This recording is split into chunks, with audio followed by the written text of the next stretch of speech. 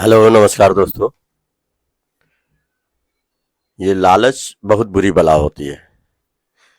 जिसको एक बार लग जाती है तो फिर छूटती नहीं है।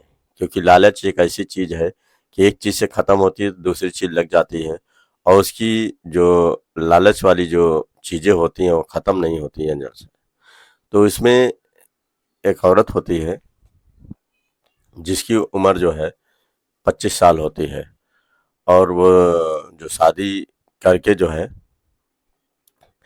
एक धर्मेंद्र नाम के साथ लड़का रहता है, उसी के साथ जो है लिविंग रूम में रहती है। मतलब रहती है। और उसका जो पति होता है जिसका नाम दिलीप होता है, वो एक फैक्ट्री में काम करता है। और ये जो अ, दीपा होती हैं बगल में ही एक पीको फाल दुकान ले लेती हैं और बगल में पीको फाल का भी काम करती हैं। तो इन दोनों में बहुत ही पैसा कमाते हैं, क्योंकि वो अलग कमाते हैं ये अलग कमाते हैं, तो दोनों को एक दूसरे को पैसे की ज़रूरत नहीं महसूस होती है। बहुत ही अच्छा घर परिवार रहता है और बहुत ही अच्छे से इन लोगों का जीवन यापन करते हैं लोग। लेकिन एक दिन होता है दोस्तों कि दीपा जो है बहुत ही लालच करने लगती है पैसे से। उसका समझ में नहीं आता है, वो एक दो से और पैसे मांगने लगती है और मांगने के बाद जो है फिर वो कई लोगों से ऐसे संबंध बना लेती है। और संबंध बना के जो है इधर उधर से भी पैसा लिया करती है। तो उसको जो है जो शारीरिक सुख हो जाता है, उससे वो उसका मन और भी इधर उधर विचलित हो जाता है और वो पैसे भी लेती है और शारीरिक संबंध बनवाती है। और उसी में से कई लोगों के साथ उसका शारीरिक संबंध हो जाता है। हालांकि एक दिन होता क्या है दोस्तों, उसी में से कोई एक इनका जो है जलाने की कोशिश करता है और डेड बॉडी को, और उसके बाद इनका कत्ल कर देता है। तो कत्ल कर देता है तो इसमें दोस्तों ये नहीं समझ में आता है कि इसमें आखिर किसका हाथ है, कौन कत्ल किया है और कैसे ये आगे घटना घट गई है। तो आइए दोस्तों ये कहानी आप लोग को विस्तार पूर्वक सुनाते हैं और बताते हैं कि कहानी जो है कहाँ की है। ये कहानी दोस्तों है शहर मध्य प्रदेश की। ये कहानी दोस्तों आप लोग को अच्छी लगे तो लाइक शेयर कमेंट जरूर करिएगा और बताइएगा ये कहानी आप लोग कैसे लगी। और लाइक सब्सक्राइब जरूर करिएगा और इससे हमारा हौसला बढ़ता रहेगा। आप लोग को बढ़िया बढ़िया कहानी सुनाते रहेंगे और कहानी अच्छी लगे तो लाइक शेयर कमेंट जरूर करिएगा। तो ये दोस्तों आप लोग के लाइए ज़्यादा देर न करते हुए आप लोग को कहानी सुनाते हैं। और ये कहानी जो है दोस्तों मध्य प्रदेश के उज्जैन शहर के थाना पड़ता है माधव नगर। और वहीं पे एक गांव होता है फ्रीगंज। इलाके का रहने वाला एक दिलीप होता है और उसकी पत्नी जो है दीपा वर्मा होती है। और दोनों जो है दोनों जो है उसी जगह एक कंपनी में वो काम करता है। और ये जो दीपा होती हैं वहीं पे एक बगल में दुकान ले लेती हैं, वहीं पे पीको फाल सब दुनिया का कार्य सिलाई बिनाई करती रहती हैं। और इससे उनको वहाँ काम बहुत अच्छा चलता है और और कमाई भी बहुत अच्छे से हो जाती है, इनका टाइम भी कट जाता है। और ये दोस्तों देखने में बहुत खूबसूरत होती हैं, देखने में बहुत ही बेहतरीन होती हैं। जो भी देखता है इनकी ओर आकर्षित हो जाता है। तो इनका जो है दिलीप जो है उनके 2 बच्चे भी होते हैं। और उनका जो एक परिवार जो है उनका जो होता है गांव में रहता है और ये दीपा के साथ लिविंग रूम में ही रहते हैं। तो ये इनके साथ जो है अपना जो है शादी नहीं किए होते हैं, केवल लिविंग रूम में ही रहते हैं। और दीपा भी इनके साथ खुश रहती है। लेकिन कुछ समय बीतते हैं तो बीतने के बाद जो है दीपा को जो है कुछ शारीरिक ज़रूरत होती है, वो पूरी नहीं कर पाते हैं। कुछ पैसों की ज़रूरत होती है, वो भी नहीं दे पाते हैं। तो धीरे-धीरे इन दोनों में खटपट होने लगती है। और जब ये खटपट दोनों में होने लगती है तो ये दिलीप जो है एक दिन कह देता है कि देखो अगर तुमको रहना है तो रहो और नहीं रहना है तो मत रहो। तो इस पर से जो है दीपा कहने लगती है कि ठीक है, तुमको अगर नहीं रखना है तो मत रखो। और लेकिन जो है कम से कम इतनी बातें मुझे सुनाया मत करो। तुम 4 बातें सुना देते हो जिससे मेरा पूरा दिन भर बर्बाद जाता है। तो एक दिन होता क्या है कि वो कपड़ा सिल रही होती है तो पड़ोस में ही एक गहलोत होते हैं, धर्मेंद्र गहलोत होते हैं, उनकी पत्नी पीको कराने के लिए इनके पास आती हैं। तो जब पीको कराने के लिए आती हैं तो दीपा को देती हैं, तो दीपा कहती है ठीक है, मैं पीको करके रख देंगे, शाम के आके ले जाना। तो इस पर जो है, जो धर्मेंद्र गहलोत की जो पत्नी होती हैं वो ना आके अपने पति से कहती हैं कि ऐसा है कि आप चले जाइए और वहाँ से मेरा जो है जो साड़ी है वो पीको करा के लेते आइए। तो इस पर से जो है धर्मेंद्र गहलोत आते हैं और इनको दीपा को कहते हैं कि मेरी पत्नी ने कोई पीको कराने के लिए साड़ी दी है। तो कहती है कि हाँ दिया है। तो क्या हो गया है? तो उस पर कहती है कि हाँ हो गया है। इस पर से जो है धर्मेंद्र गहलोत देखते हैं, तो देखते ही दंग रह जाते हैं। उनको बहुत ही अच्छी लगती है दीपा। वो सोचने पे मजबूर हो जाते हैं कितनी खूबसूरत औरत है और इसको जो है अपने सिलाई बिनाई करके ही अपना खर्चा चलाना पड़ता है। तो वो कुछ बोलते नहीं हैं, केवल हंसने लगते हैं। हंस के जो है मुस्कुरा देते हैं। मुस्कुराने के बाद जो वहाँ से पीको फाल लेते हैं और उसके बाद चले जाते हैं। जाने के बाद जो है दीपा कहती हैं कि देखिएगा, संभाल के ले जाइएगा और आपकी पत्नी बहुत ही अच्छी हैं, उनका व्यवहार और नेचर बहुत अच्छा है। तो इस पर धर्मेंद्र कहते हैं वो भैया हमेशा सही रहती है, ठीक रहती है, उसका नेचर भी अच्छा है। तो ये कहते हैं कि हाँ वो औरत तो बहुत अच्छी है और पीको ये ले जाइएगा, ले जाके दे दिए और कह दीजिएगा अगर कोई और ज़रूरत पड़े और कुछ सिलवाना हो तो मैं सब कुछ सिलती हूँ, उनको बाहर कहीं जाने की ज़रूरत नहीं है, वो हमें दे देना, मैं सिल दिया करूँगी। तो इस पर से जो है वो कहता है ठीक है। वो चला जाता है और जाने के बाद दूसरे ही दिन एक ब्लाउज लेके आ जाता है। कहता है ये 4+4 ब्लाउज है, मेरी बीबी को बढ़िया से बना देना और इसकी नाप उप देख लेना। तो एक नाप भी लेते आता है और इनको दे देता है। तो धीरे धीरे कुछ ना कुछ वो तरकीब लगाया करता है कि कोई ना कोई चीज़ लेते चलें और उसको दे दें। और देने के बाद जो है जो पैसा होगा वो दे देंगे। फिर आते जाते उसका जो है व्यवहार बढ़ने लगा और उससे बोलचाल भी करने लगा और उनसे सारी पूछने लगा कि आप कैसी हैं, किस तरीके से हैं, क्या बात है कि आपके पति जो है उतना कमा नहीं पाते हैं क्या, कि आप ही को हमेशा देखता हूँ तो सुबह से लेकर शाम तक सिलाई करती रहती हैं। तो इस पे कहती है कि देखो अपनी मैं शौकिया भी करती हूँ और मेरे पति कमाते हैं, कोई दिक्कत नहीं है। तो कुछ बोलती नहीं है और बोलने के बाद वो भी एक शारीरिक सुख की तलाश में थी, क्योंकि जो उतना शारीरिक सुख मिल नहीं पाता है। और धर्मेंद्र गहलोत बहुत ही अच्छा हष्ट पुष्ट और अच्छा लड़का होता है जिसकी उम्र 26 साल होती है, उसकी हम उम्र ही होता है। तो देख के जो है वो भी मुस्कुरा दिया करती है लेकिन कुछ बोलती नहीं है। तो एक दिन ऐसे ही होता है तो दीपक कहती है कि क्यों ना हमें इसे ही अपना शागिर्द बनाऊं, अपने पास बुलाऊं, क्योंकि ये शारीरिक सुख देने में बहुत ही अच्छा लड़का काम करेगा। तो वो दोस्तों होता क्या है कि एक दिन धर्मेंद्र गहलोत को बुलाती हैं। बुलाने के बाद कहती हैं कि देखो अगर तुम्हें कोई चीज़ की और ज़रूरत पड़े तो बताना। तो इस पर से धर्मेंद्र को शक होता है। वो कहता है कुछ और चीज़ की मतलब क्या है कि नहीं ऐसा ही पूछ लिया। तो उस पे वो कहते हैं कि अगर पूछ लिए तो बता ही दो। तो कहते हैं कि देखो अगर कुछ तुमको लेना देना की ज़रूरत पड़े तो बताना। तो लेने देने का मतलब वो समझ जाता है तुरंत और फिर आता है। आने के बाद शाम को वही 8 बजे आ जाता है। आने के बाद जो है और उस समय जो है ये दिलीप जो है फैक्ट्री में गया रहता है काम के लिए। तो वो बता देता है कि आज मैं आ नहीं पाऊंगा और तुम अपना ख्याल रखना।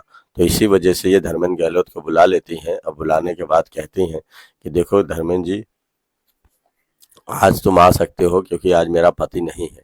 तो इस पे धर्मेंद्र गहलोत बहुत खुश हो जाता है और पहुंचता है उसके पास 8 बजे। 8 बजे जाने के बाद जो है उससे बहुत मीठी मीठी बातें करता है और उसकी भी बातें सुनता है।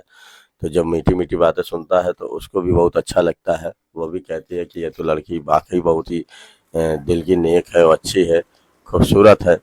तो वो फिर वो कहती है कि देखो अगर मैं तुम भी मुझे बहुत अच्छे लगते हो, एक ही नज़र में भाग गए हो। फिर दोनों ऐसी बातें करते हैं।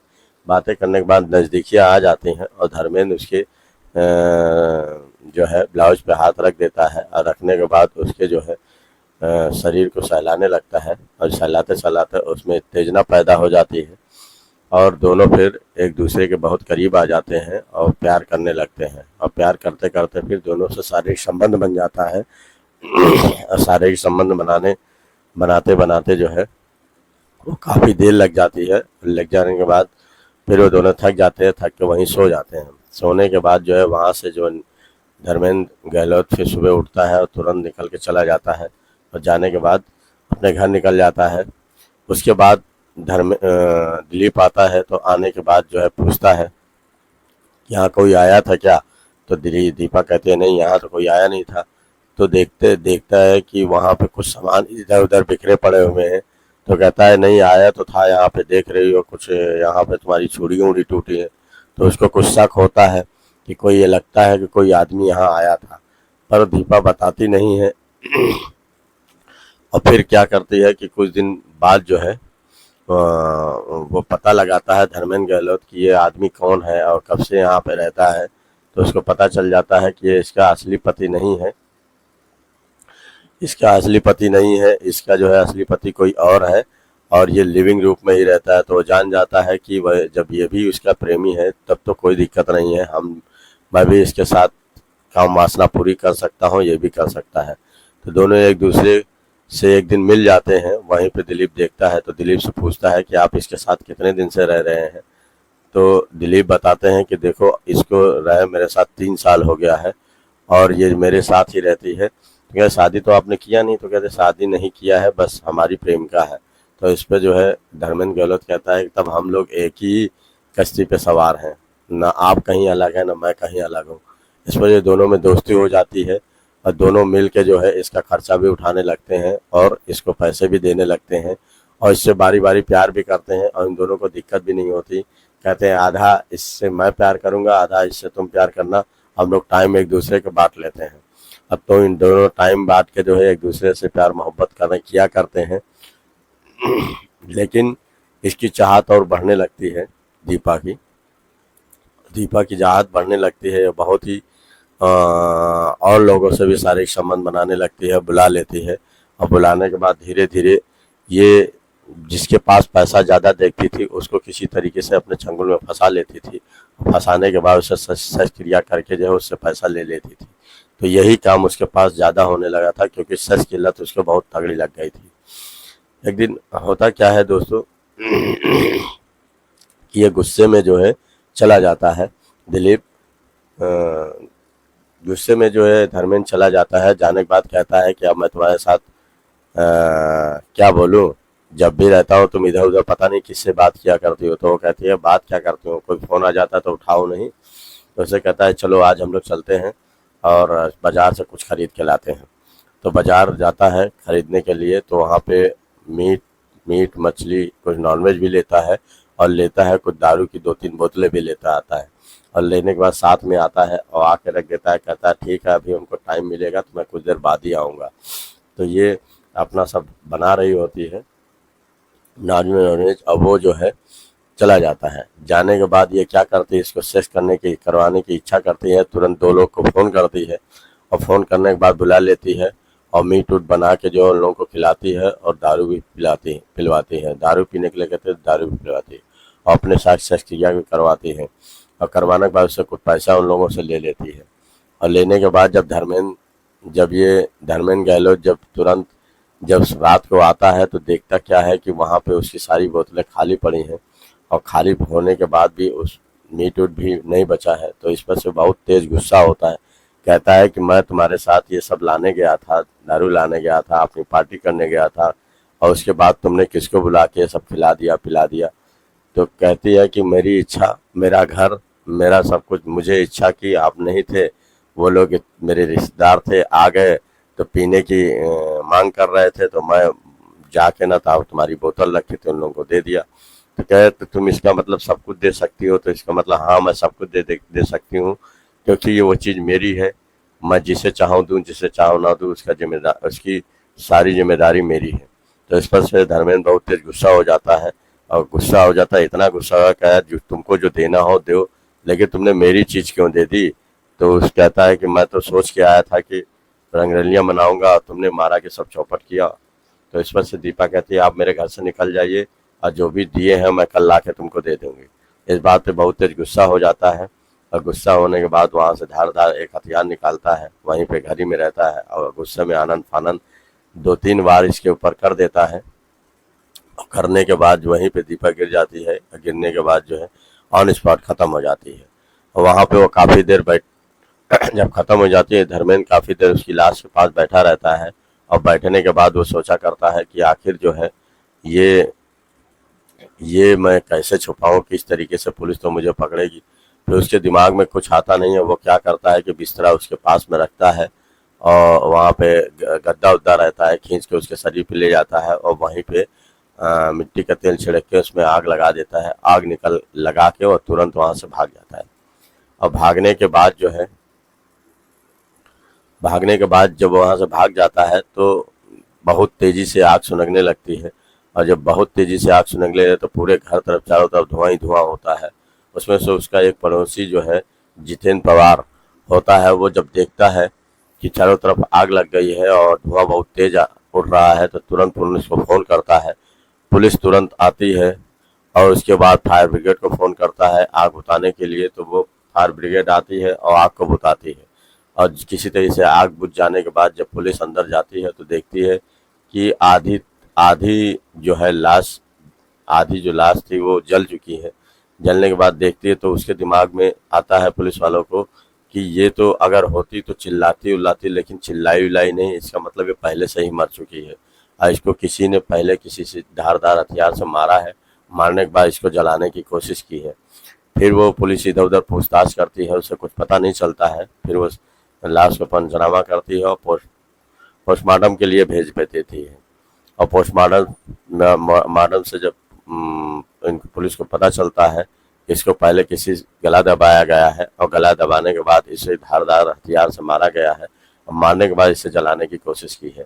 इस पे से जो है तुरंत पुलिस जो आती है और पूछताछ फिर करने में जुड़ जाती है। तो वो जब उसको पता चलता है कि दिलीप जो है उसके साथ लिविंग रूप में रहता है और 3 साल से वहाँ रहता है। जब वहाँ के मकान मालिक से पूछती है तो मकान मालिक तुरंत बता देता है कि यहाँ पे एक दिलीप नाम का लड़का रहता है जिसके साथ ये रहती है। तो वो आया भी नहीं था और वो आज रात आया नहीं था, लेकिन ये घटना कैसे हुई इसके बारे में हम लोग नहीं बता पाएंगे।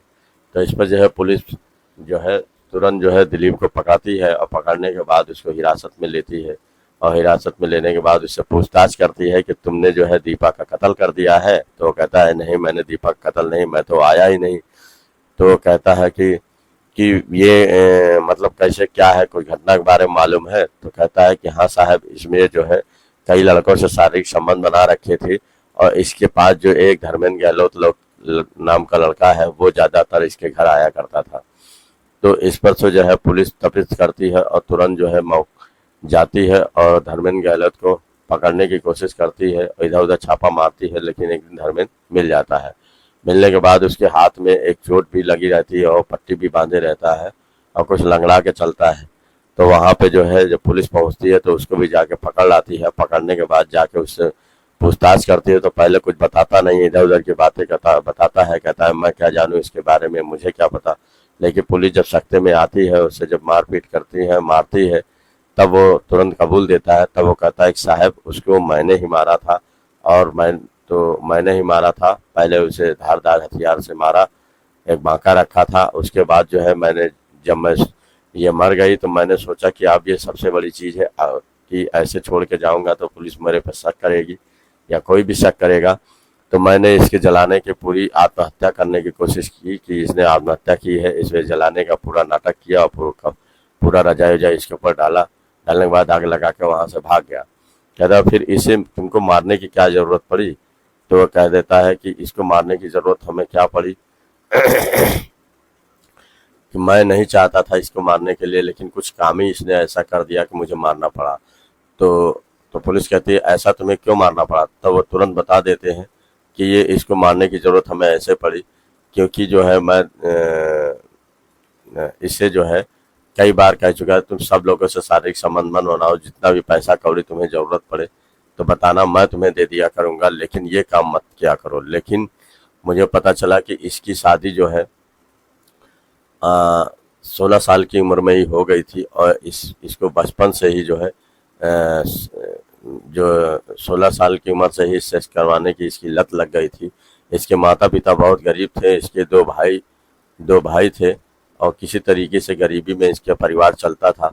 और उसके बाद फिर वो लोग, घर के लोग इसको जब देखे कि इसकी आदत खराब है और ज़्यादा ये शारीरिक संबंध बना रही इधर उधर, तो इन्होंने एक लड़के से शादी कर दी जिसका नाम तो राकेश शर्मा था। और शादी दे उसका जो है देवास जिला के जलालपुर गांव का था और माधव नगर में किराए पे रहता था। तो वो जब शादी नई नई हुई तो वो कम से कम एक हफ्ता जो है उसके साथ ही कम से कम महीना 2 महीना 3 महीना उसके साथ ही रहा, घर से निकला ही नहीं, कोई काम धाम करता नहीं था। तो इस पर उसके घर वाले बहुत ही प्रेशर दिए तो वो काम धंधा ना करके दारू शराब पीने लगा और पीने के बाद दीपा को मारने पीटने लगा। फिर जो है दीपा की आदत जो है बिगड़ी हुई थी, वो इधर उधर लड़कों से संपर्क बनाया तो वो भी और भी दारू पी के आता था तो दीपा को बहुत मारता था। मारने के बाद दीपा का मन भर गया और दीपा जो वहां से भाग निकली और कहा कि मुझे तलाक दे दो, मैं तुम्हारे साथ नहीं रहूंगी। फिर वो क्या करती है कि एक दिलीप नाम का आदमी होता है, वहीं पे जो है उसके साथ वो रहने लगती है और उससे शादी नहीं करती है और वहीं पे जो है शाल पीको फॉल साड़ी में बनाया करती है, लगाया करती है। और जो धर्मेंद्र रहता है वो फैक्ट्री में काम करता है, वो शादीशुदा होता है, उसके भी 2 बच्चे होते हैं और परिवार गांव में रहता है, लेकिन वो दीपा के साथ ही रहता है। फिर वो दोस्तों क्या होता है कि एक दिन मेरी पत्नी इसको जो है एक कपड़े देती है और कुछ सिलवाती उलवाती है। फिर इसके शारीरिक संबंध एक दिन हमसे बन जाते हैं क्योंकि वो देखने में बहुत खूबसूरत थी और हमसे इधर उधर की बातें करने लगी। और फिर ये कहे कि अगर तुम्हें कुछ पैसे की ज़रूरत पड़ी तो क्या मुझे दे दिया करोगे? तो मैंने कहा हाँ दे दिया करूँगा, कोई दिक्कत नहीं। फिर हम लोगों का इसी तरीके से कम 2 साल से एक कार्यक्रम चल रहा था, कोई दिक्कत नहीं थी। लेकिन एक दिन होता क्या है कि मैं बड़ा खुश था घर से और खुश होने के बाद मैं कहा कि चलो हम लोग मार्केट चलते हैं। और मार्केट जाने के बाद वहाँ पे जो है कुछ मीट मछली खरीदे और उसके बाद दारू की 2 बोतलें खरीदी और मैंने इसको दिया, कहा ठीक है बना के रखना, मैं अभी 8 बजे तक आऊँगा। उससे पहले ये क्या करी, कुछ लड़कों को बुला के जो है वो मीट उट खिला दिया और उसके बाद जो है दारू भी दे दी। और जब मैं यहाँ आया तो पूछा कि ये सब तुम मैंने अपने लिए लाया था, तुम क्या करी? तो वो अब कह रहे मेरे रिश्तेदार आए थे, तो मेरे फलाने आए थे, यही सब बता के मुझे उधर उधर की बातें कर रही थी। और मुझे ये सब ना देके वो खुद कहने लगी तुम्हें जो करना हो कर लो, मेरे पास मेरे कोई रिश्तेदार आएंगे तो मैं किसी को मना नहीं करूंगी, मैं तो दूंगी ही उसको। तो इस बात पे मुझे गुस्सा आ गया। गुस्सा होने के बाद जो है जब मैं आया देखा कि सब बोतलें खाली हैं और मीट उट भी नहीं बचा है और ये किसी रिश्तेदार खिला ली, तो मुझे एकाएक गुस्सा आया और उस तरीके से उल्टा ये बोलने लगी अब तुम मेरे घर मत आना, ये है वो है। तो इसके बाद से मुझे तुरंत गुस्सा आ गया। मैं एक धारदार बगल में एक बांका रखा था, वहीं पे कई बार इसको वार कर दिया और वार करने के बाद मैं सोचने लगा कि अगर कहीं ऐसे छोड़ दूंगा तो पुलिस शक करेगी कि कोई ना कोई इसको मारा है। तो मैं पूरे तरीके से इसके ऊपर गद्दा डाल दिया और डालने के बाद मिट्टी छिड़क के आग लगा दिया कि कोई इसकी खुलासा ना कर सके, जान ना पाए और इसी में जल के मर जाए तो आदमी जानेगा कि कोई हादसा हुआ है या तो आत्महत्या की है, तो मैं सीधे बच जाऊंगा। लेकिन इस तरीके से दोस्तों हो नहीं पाया और मुझे मुझे पुलिस आप लोगों ने मेरे यहाँ तक पहुंची आए, मुझे पकड़ ही लिया। तो इस तरीके से मैंने जो है ये अंजाम दिया इस घटना को। तो जो पुलिस को समझ में नहीं आता है कि इसमें किसका दोष दें, क्योंकि ये भी अपनी जगह सही बता रहा है, लेकिन कत्ल कानून को अपने हाथ में लिया, ये गलत किया। अगर पुलिस को बताता या किसी को बताता तो इस तरीके की घटना का अंजाम नहीं होता और आज जेल में नहीं होता। तो पुलिस इनके साथ चार्जशीट तैयार करती है और चार्जशीट तैयार करना के बाद इसको जेल भेज देती है और इसकी तहरीर पे जो है दिलीप को छोड़ देती है, क्योंकि दिलीप का इसमें कोई हाथ नहीं रहता है। दिलीप तो केवल इसके साथ रहता है, पूरा घटना का इंजाम ये अकेले ही दिया था। इस वजह से पुलिस जो है इन्हीं को ही धर दबोचती है, इन्हीं को जेल भेजती है और इनको सजा हो जाती है। ये दोस्तों यहीं पे कहानी समाप्त हो जाती है। और कहानी में दोस्तों सबसे बड़ी चीज़ है इसमें किसका दोष है, दीपा का दोष है या धर्मेंद्र का दोष है? किसी न किसी का जो है किसको दोष दिया जाए? आप लोग जैसा हो कमेंट करके बताइएगा। ये कहानी आप लोग को कैसी है। नमस्कार दोस्तों, धन्यवाद।